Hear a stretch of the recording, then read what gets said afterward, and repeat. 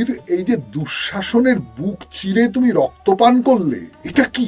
তুমি তো রাক্ষস নও, তুমি তো মানুষ। তো একটা মানুষ সে বুক চিরে, যে কোনো একজন মানুষের বুক চিরে সেই রক্তটাকে খাচ্ছে, এটা কি? ভীম দুর্যোধনের কোমরের নিচে উরুতে আঘাত করেছে, যেটা গদা যুদ্ধে করা যায় না। কৃষ্ণের নির্দেশেই তো এটা হয়েছিল।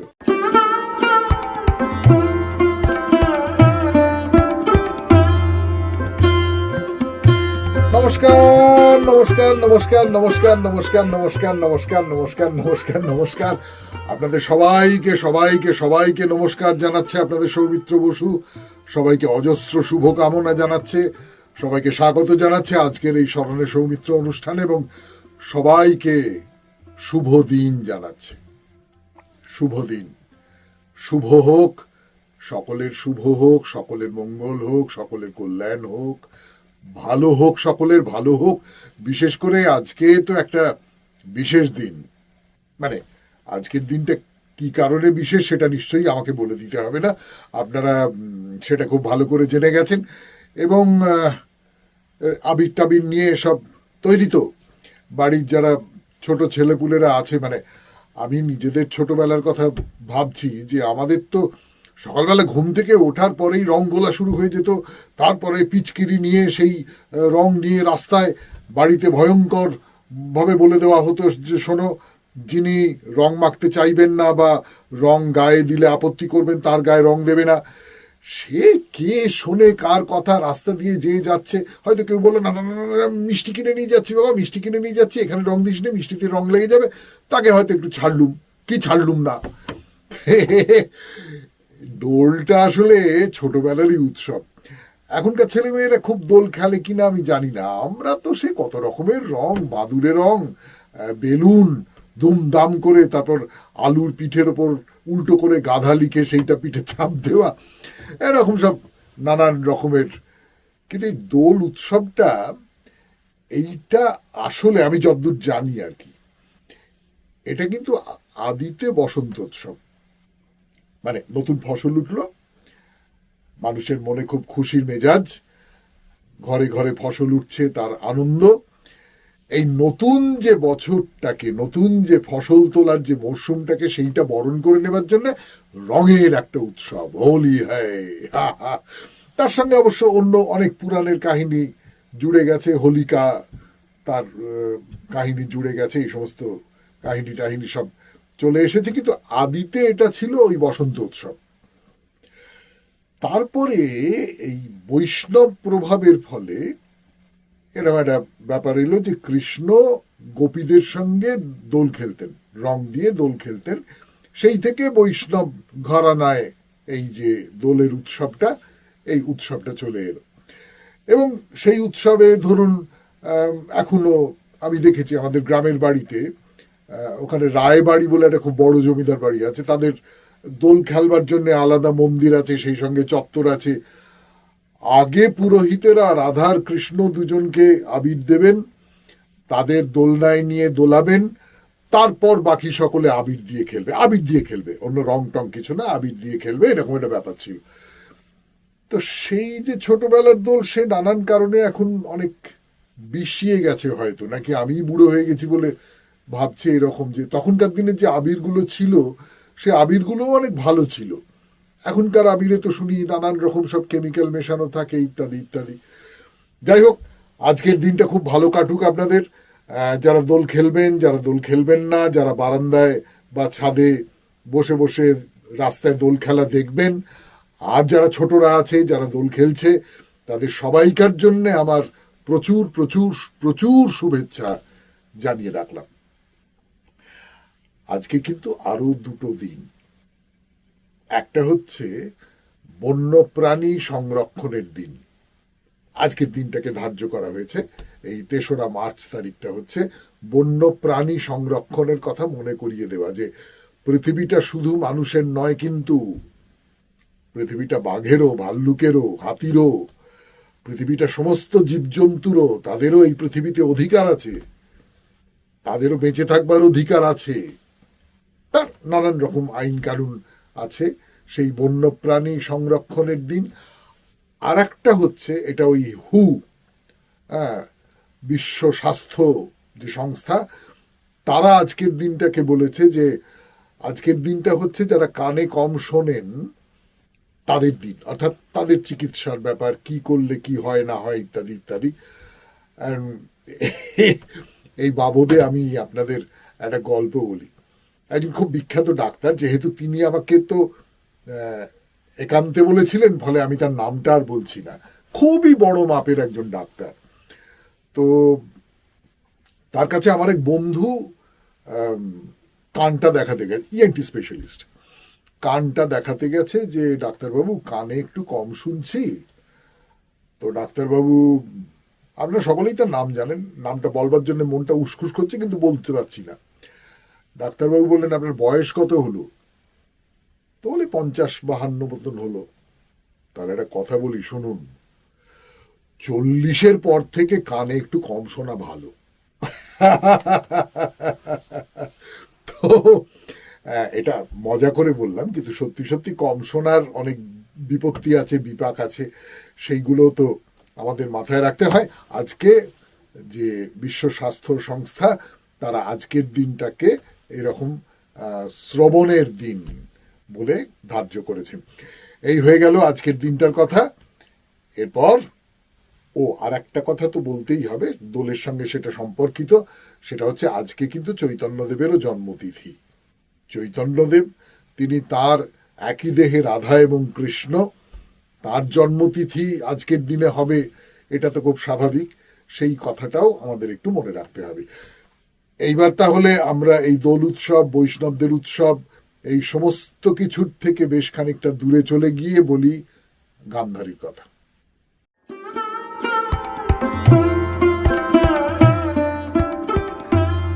গান্ধারীর কথা শুরু করবার আগে আপনাদের কাছে একটা ব্যাপারে একটু, না ক্ষমা চেয়ে নেবার কথা বলছি না, কিন্তু একটা জিনিস কবুল করবার আছে।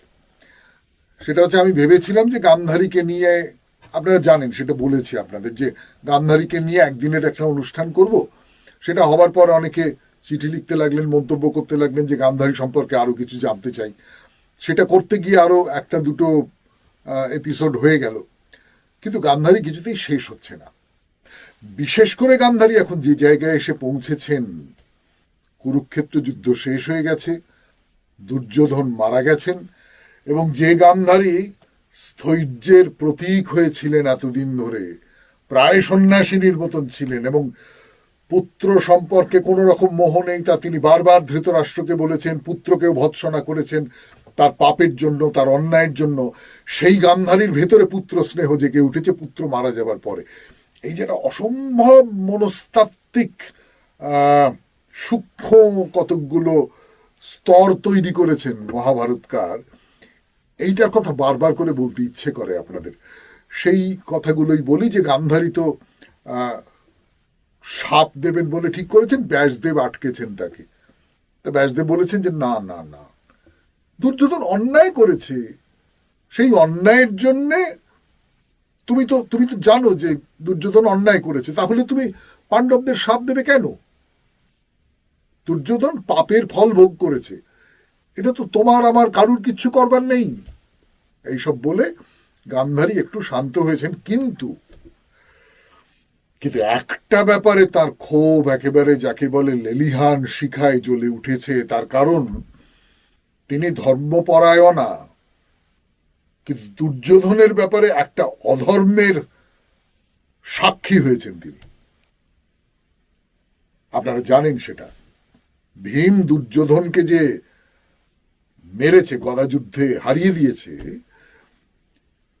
ভীম কিন্তু বেআইনিভাবে, অনৈতিকভাবে, অধর্ম করে দুর্যোধনকে ফেলে দিয়েছে। ভীম দুর্যোধনের কোমরের নিচে উরুতে আঘাত করেছে, যেটা গদাযুদ্ধে করা যায় না।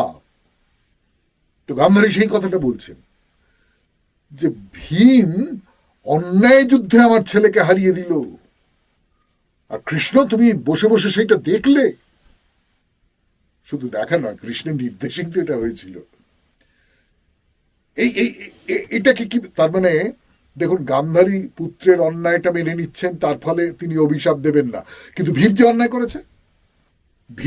করেছে, তার বেলা কি হবে? তো ভীম তখন কি বললেন? ভীম অসাধারণ কিছু কথা বলেছেন, অসাধারণ কিছু কথা। এবং সেটাও ভীম যে গান্ধারীর মনস্তত্ত্বটা খুব ভালো বুঝেছেন, সেইটা ধরতে পারা যায় ভীমের এই কথাগুলোর মধ্যে দিয়ে। ভীম বলেছেন যে দেখুন, আমি অন্যায় যুদ্ধ করেছি, আমি স্বীকার করে নিচ্ছি আমি অন্যায় যুদ্ধ করেছি, আমি তার উরুভঙ্গ করেছি, সেটা নীতির দিক থেকে, যুদ্ধের যে নীতি, সেই নীতির দিক থেকে একেবারেই ঠিক কাজ নয়, আমি মেনে নিচ্ছি। কিন্তু আপনি বলুন, আত্মরক্ষার অধিকার তো প্রত্যেক মানুষের আছে। দুর্যোধনের সঙ্গে যুদ্ধ হলে আমি যুদ্ধে জিততে পারতাম না, আমি গদাযুদ্ধে হেরে যেতাম, দুর্যোধন জিতে যেত, আমাকে মেরে ফেলতো। তো আমার সেই মৃত্যুটাকে ঠেকানোর জন্য আমি অন্যায়ের আশ্রয় নিয়েছি, আমি মেনে নিচ্ছি। কিন্তু সেই অধিকার, আত্মরক্ষার অধিকার কোনো মানুষের থাকবে না? ভেবে দেখুন প্যাঁচটা কোথায়। প্যাঁচটা প্রথমে হচ্ছে আমি অপরাধ স্বীকার করলাম।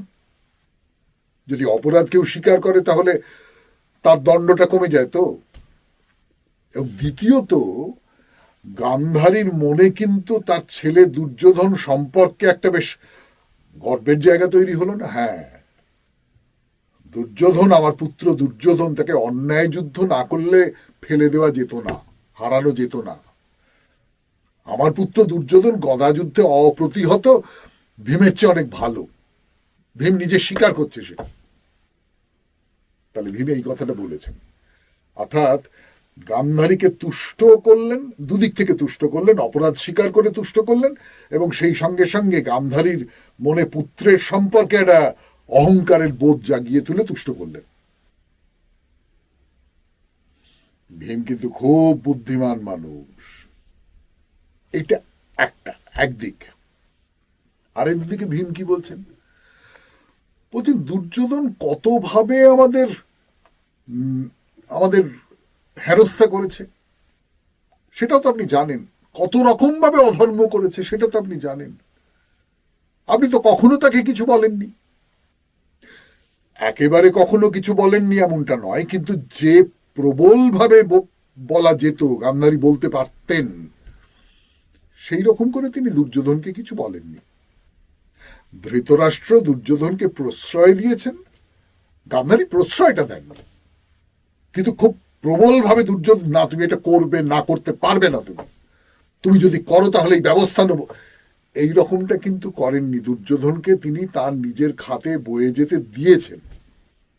তার নানান কারণ থাকতে পারে, পুত্র স্নেহ তার একটা কারণ হতে পারে, খুব চোরা চাপা তলায় তলায় বয়ে যাওয়া কোনো পুত্র স্নেহ থাকতে পারে তার, অথবা দুর্যোধনকে বাধা দিয়ে কোনো লাভ নেই, সেই কথাও তিনি ভাবতে পারেন। যাই হোক না কেন, ভীম আজকে এই কথাগুলো বলছেন যে আপনি তো এই সমস্ত অন্যায়গুলোকে প্রশ্রয় দিয়েছেন শেষ পর্যন্ত, তাহলে আপনি কেন আমাকে এই আমি অন্যায় করেছি বলে আমাকে এইরকম করে বলছেন? এই যুক্তিতে গান্ধারী খানিকটা নরম হয়ে গেলেন। আপনারা, আমি এর পরে যে কথাটা বলবো গান্ধারীর কথা, সেটা শুনলেই আপনারা বুঝতে পারবেন যে কিরকম নরম হয়ে গিয়েছেন গান্ধারী। বলে আচ্ছা বেশ, ঠিক আছে মেনে নিলাম সমস্তটা, কিন্তু এই যে দুঃশাসনের বুক চিরে তুমি রক্তপান করলে, এটা কি? তুমি তো রাক্ষস নও, তুমি তো মানুষ। তো একটা মানুষ, সে বুক চিরে, যে কোনো একজন মানুষের বুক চিরে সেই রক্তটাকে খাচ্ছে, এটা কি? তুমি এইরকম একটা কাজ কি করে করলে? যখন কেউ বলেন এইরকম একটা কাজ তুমি কি করে করলে, তখন বুঝতে পারা যায় সে ভয়ঙ্কর ক্রোধের জায়গায় নেই, সে অনেক নরম হয়ে গেছে। ভীম তখন কি বললেন, সেই কথাটা শোনা খুব জরুরি।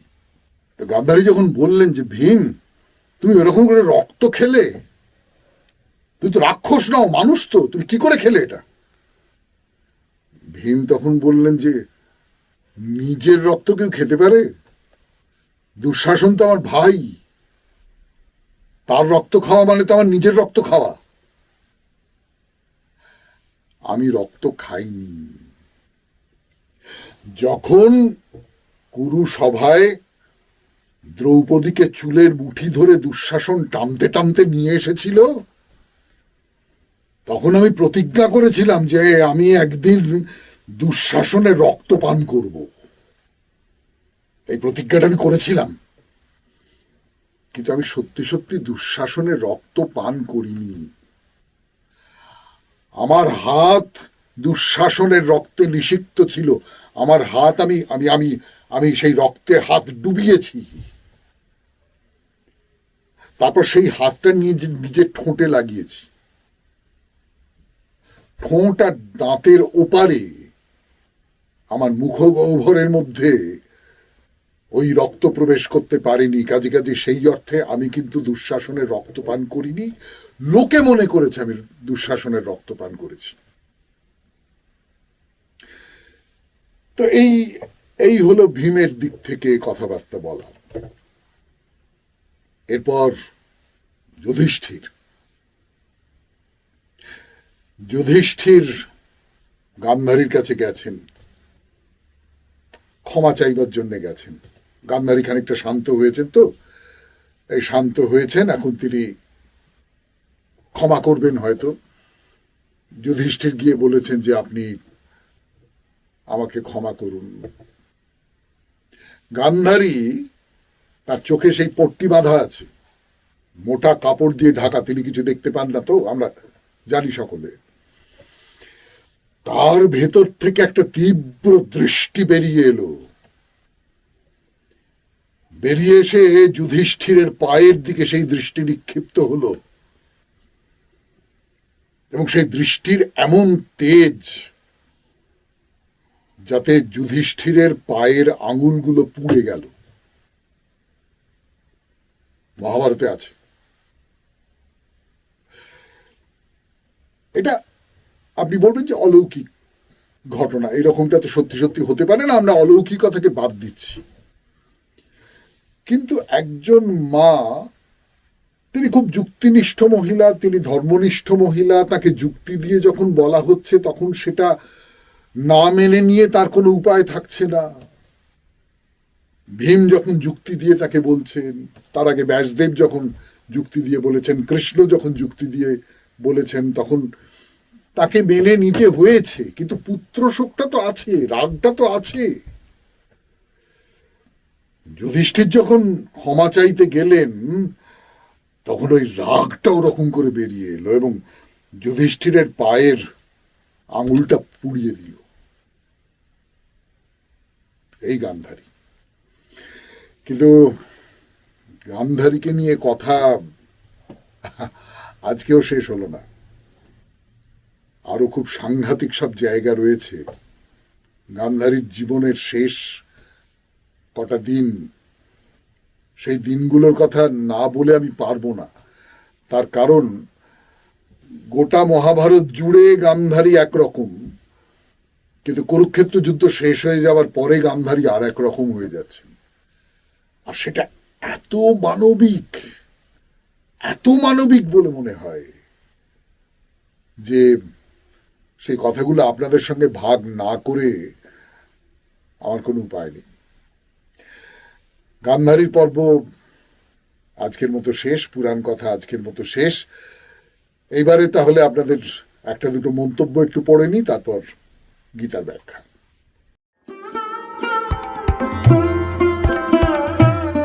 তাহলে এবার আপনাদের মন্তব্য বা চিঠি যা বলুন না কেন, আপনারা এই অনুষ্ঠানের তলায় যে মন্তব্য করার জায়গা আছে সেখানে করেছেন।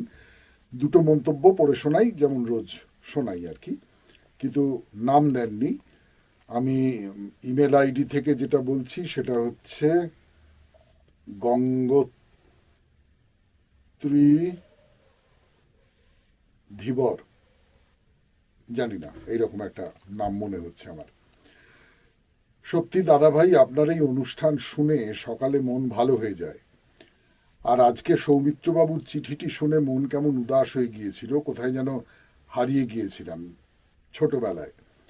ভালো থাকুন আর এই অনুষ্ঠান অনেক অনেক দিন এগিয়ে নিয়ে যান। আহ, এই অনুষ্ঠান আমি যে অংশটা করি সেই অংশটা আপনার খুব ভালো লাগে, সেটা তো আমার খুব ভালো লাগারই কথা। আমার ভালো লাগছে। আমাদের এই যে একটা গোটা দল মিলেই তো আমরা কাজটা করি, আপনারা আমাকে দেখতে পান, তার বাইরে তো আরও অনেকে কাজ করেন। এই ক্যামেরার ঠিক উল্টো দিকে একজন বসে রয়েছেন, তিনি আছেন, এডিট করেন একজন, আরও সব নানান রকম ব্যাপার স্যাপার আছে। সবাই সবাইকার পক্ষ থেকে আমি আপনাকে ধন্যবাদ জানাচ্ছি। আর এই সৌমিত্র চট্টোপাধ্যায়ের চিঠিটি, এইটা নিয়েও আপনি লিখেছেন, সেটা সৌমিত্র চট্টোপাধ্যায় নিশ্চয়ই দেখবেন এই অনুষ্ঠান। কিন্তু তার বাইরেও আমি বলছি যে সত্যি সত্যি স্মরণে সৌমিত্র কিন্তু একা আমাদের কাজ নয়।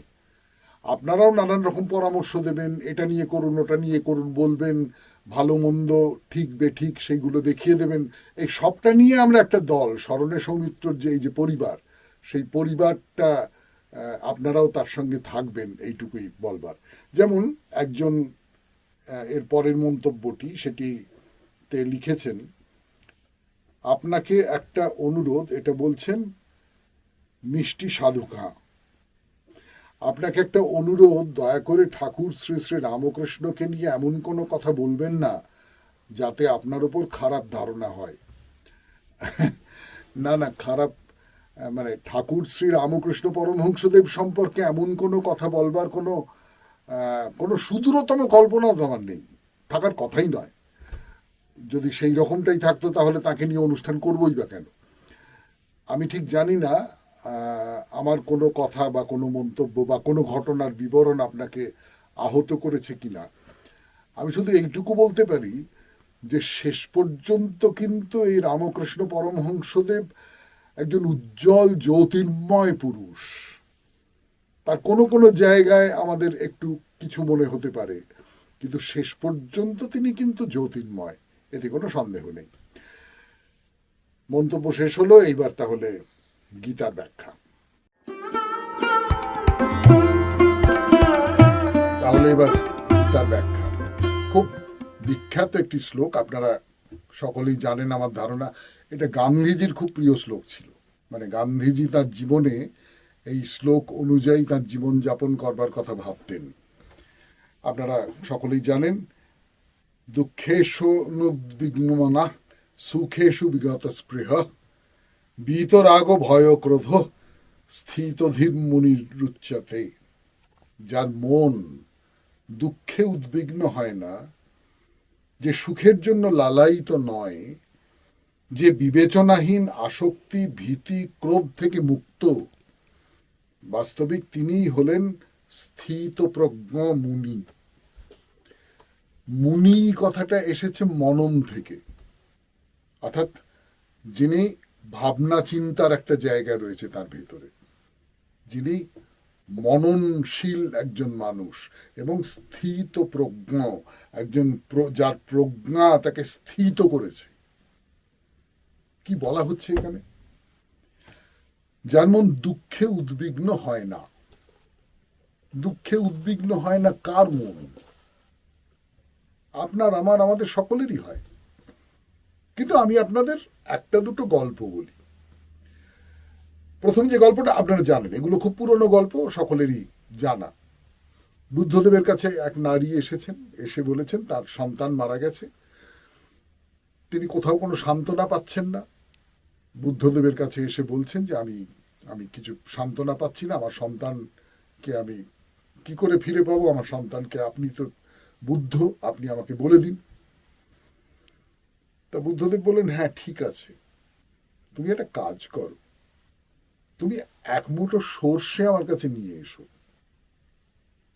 কিন্তু একটা শর্ত আছে, সর্ষেটা এমন একটা বাড়ি থেকে আনতে হবে যে বাড়িতে কখনো মৃত্যু প্রবেশ করেনি। সারাদিন ধরে তিনি ঘুরলেন, ঘুরে সন্ধেবেলা বুদ্ধের কাছে এসে বললেন, না আমি পারলাম না, আমি গোটা শহর ঘুরে বেড়ালাম, সারাদিন ধরে ঘুরে বেড়ালাম, কিন্তু কোথাও এমন কোনো বাড়ি পেলাম না যেখানে মৃত্যু কখনো প্রবেশ করেনি। এবং এই ঘটনাটা তাকে শান্ত করে দিল। তার যে সন্তান শোক, সেই সন্তান শোকটা রুদ্ধ হয়ে গেল। কেন গেল বলুন তো? এটা তো একটা গল্প, এটা তো এইরকম ঘটনা তো আমাদের সকলের জীবনে ঘটবে না। কিন্তু বুদ্ধদেব কি শিক্ষা দিলেন তাকে? দুঃখে অনুদ্বিগ্ন মনা হবার কি শিক্ষা বুদ্ধদেব দিলেন? সেটা হচ্ছে, তুমি যে দুঃখে এত বিচলিত হয়ে উঠছ, এত উদ্বিগ্ন মনা হয়ে উঠছ, সেই দুঃখটা ভোগ করার ক্ষেত্রে তুমি একা নও। সেই দুঃখটা অনেকে ভোগ করে। তুমি নিজেকে আলাদা করে দেখো না। তুমি যদি মনে করো এইটা হয়, হয় কিছু করার নেই, তাহলে এটা নিয়ে আমি এত উদ্বিগ্ন হয়ে কি করব? এটা নিয়ে আমি এত বিচলিত হয়ে কি করব? এটা নিয়ে আমি এত ছটফট ছটফট করে কি করব? তাহলে এইটা একটা। 2 নম্বর কি বলছেন? যে সুখের জন্য লালায়িত নয়। সুখ যদি এলো, ভালো এলো, কিন্তু সুখের জন্য দৌড়দৌড়ি করব না। দৌড়দৌড়ি করলে আমার যা ধর্মাচরণ, সেই ধর্মাচরণ থেকে আমি ভ্রষ্ট হব। আমরা সকলেই সুখের জন্য লালায়িত হই। তো সুখ কিভাবে পাই? অনেক টাকা পয়সা যদি হয় তাহলে সুখ হবে, অনেক ক্ষমতা যদি হয় তাহলে সুখ হবে। তো সেই টাকা পয়সা, ক্ষমতা, এই সমস্ত কিছুর জন্য আমরা লালায়িত হয়ে ছুটে ছুটে বেড়াই। তার ফলে সবসময় যে সুখ পাওয়া যায় তাও নয়। আর সুখ কতদিন পাওয়া যাবে? সুখ সবসময় একটা আধার চায়, আর দেহ চায়। আপনি প্রচুর টাকা পয়সা রোজগার করলেন, সেই টাকা পয়সা দিয়ে আপনি কি করবেন? একটা বিরাট বাড়ি বানালেন, এসি ফেসি হেন তেন, সব বিশাল বিশাল গাড়ি করলেন, খুব ভালো ভালো খেলেন। 2 দিন বাদে আপনার এসিটা মনে হবে, বিরাট বাড়িটা মনে হবে, তাই না? ফলে সুখের জন্য যারা ছুটছেন তারা শেষ পর্যন্ত যে খুব কিছু পাচ্ছেন এমনটা নয়, অল্প কিছু দিনের জন্য একটু আনন্দ হয়। তাহলে সুখের জন্য লালায়িত হয়ে কি হবে? আর কি বলছেন? যে বিবেচনাহীন আসক্তি, ভীতি, ক্রোধ থেকে মুক্ত। বিবেচনাহীন কথাটা মাথায় রাখবেন কিন্তু। মানে আসক্তি খুব ভালো, ভীতি ভালো, ক্রোধ ভালো, যদি সেটা বিবেচনা প্রসূত হয়। কিরকম আসক্তি?